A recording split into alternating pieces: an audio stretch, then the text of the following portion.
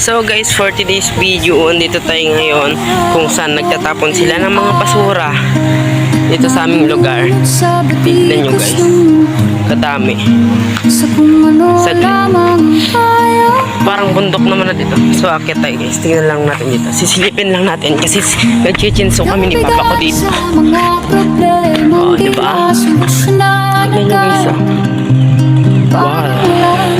Tignan guys, oh. Kita nyo yan? Dito ako guys ngayon. Nakikita nyo para saan yan to. Wait lang guys. Yan guys.